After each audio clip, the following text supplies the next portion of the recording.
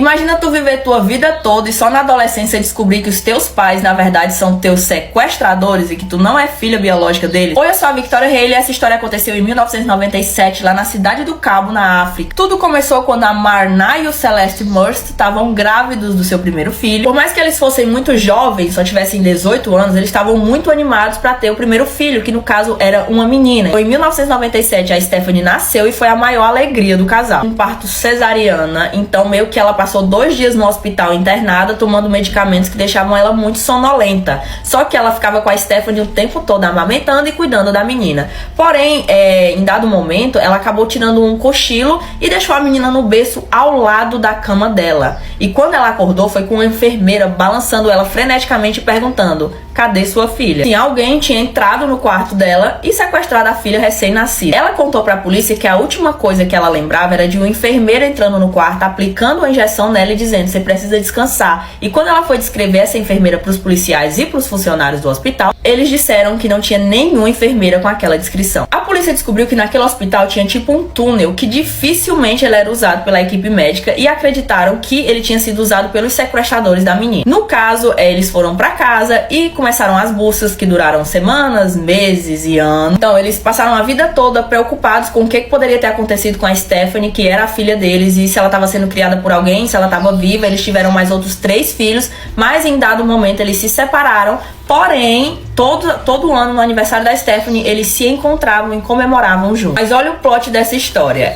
Uma das filhas do casal, lembrando que eles tiveram mais 3 filhos, a mais velha, ela foi enviada para uma escola. E nessa escola ela ficou muito amiga de uma menina que se chamava Michelle. E essa menina era mais velha do que ela. Elas viraram muito amigas porque, segundo a Michelle, elas se conectaram ali imediatamente. Era como se conhecessem a vida toda. Então elas ficaram melhores amigas mesmo. E detalhe é que todo mundo que via elas dizia que elas se pareciam muito e perguntavam se elas eram irmãs, e elas só diziam: talvez a gente tenha sido irmãs em outra vida. Até que um dia a Michelle resolveu mostrar pra mãe dela uma foto que tinha tirado com essa amiga, e imediatamente a mãe dela percebeu que elas eram muito parecidas. Ela não deixou essa intuição dela de lado não, ela acionou a polícia e tentou descobrir a data de nascimento daquela menina. E a data de aniversário era 28 de abril de 1997. Só que a polícia descobriu que não tinha nenhum registro de nascimento daquela menina com o nome de Michelle Salomon, que era o nome que ela disse que tinha. Certo dia a polícia foi até a escola dela, tirou a menina de 17 anos de dentro da sala de aula e explicaram pra ela: olha, a gente acha que você é fulana de tal, não é esse nome aqui, é esse nome aqui, que você foi criada pelos seus sequestradores.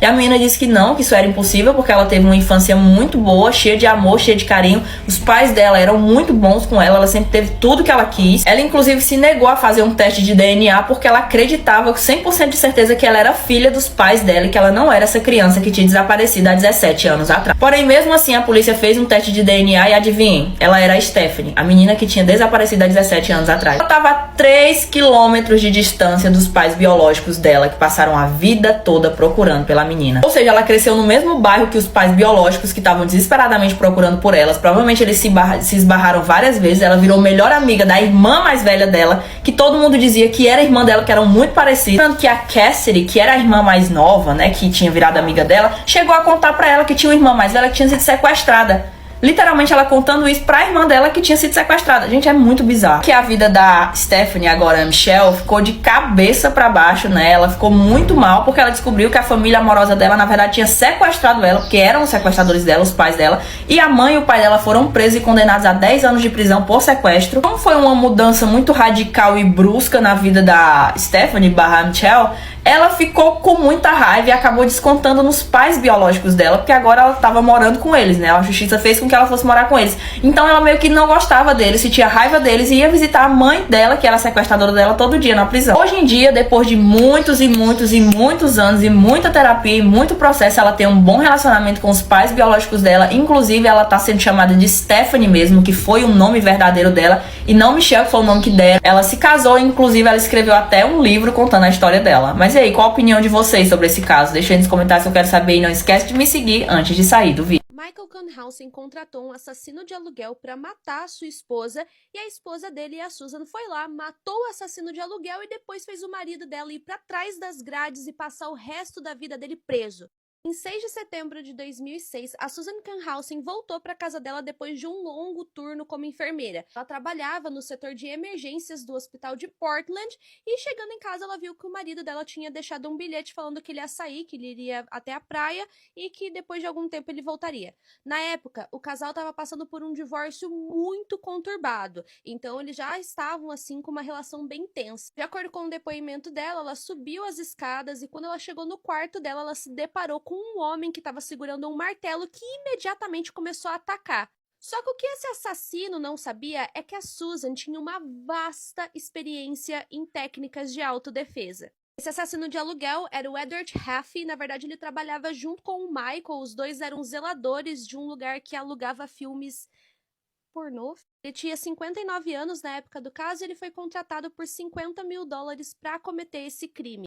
Nisso que os ataques começaram, a Susan chegou sim a ser agredida a golpes de martelo e até mesmo mordidas, mas ela conseguiu se autodefender de tal forma que ela estrangulou ele.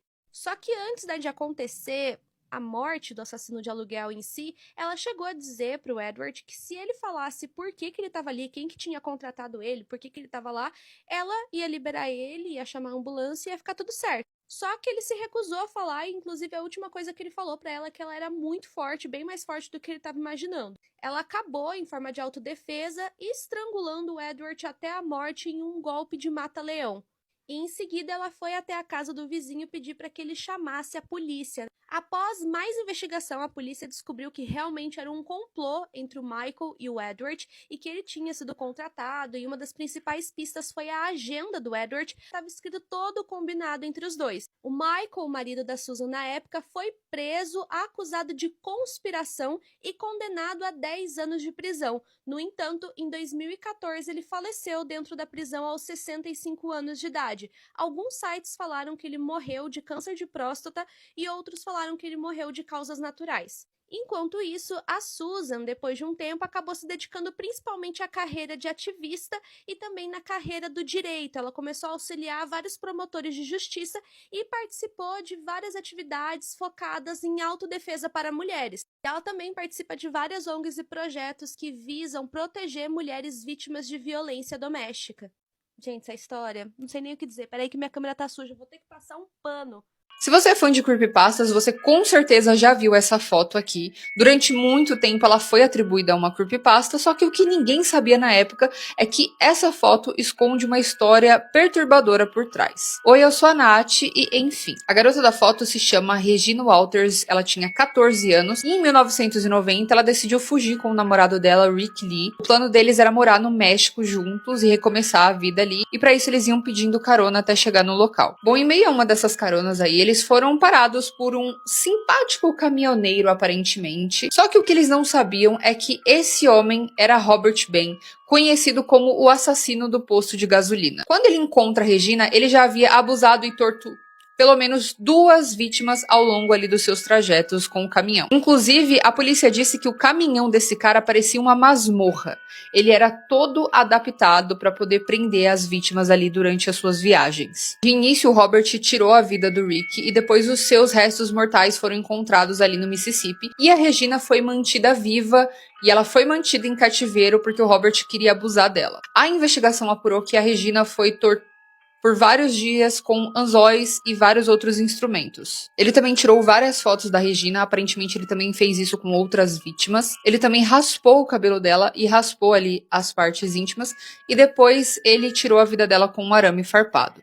O Robert foi preso no dia 1 de abril de 1990. E acabou que o Robert foi confessando os crimes que ele havia cometido ao longo dos anos, porque inicialmente ele foi condenado por apenas 2 assassinatos. Bom, antes de terminar o vídeo, eu gostaria de falar um pouco, sobre a vítima. A Regina nasceu no dia 5 de maio de 1975, no Texas. O namorado dela, o Rick, tinha 18 anos. Ele cresceu ali no serviço de proteção à criança, e apesar dele ter tido ali alguns problemas com a lei, os amigos dele disseram que ele era um bom homem. Como eu disse pra vocês, o plano deles era fugir juntos, eles iam morar no México quando tudo aconteceu. A Regina foi mantida em cativeiro por pelo menos 1 mês, e nesse meio tempo o Robert foi cortando os cabelos da Regina, e a investigação também apurou que ele ligava pro pai da menina pra aterrorizar ele, dizendo tudo que ele havia feito com a filha dele, e o corpo da Regina só foi encontrado 5 meses após a prisão do Robert.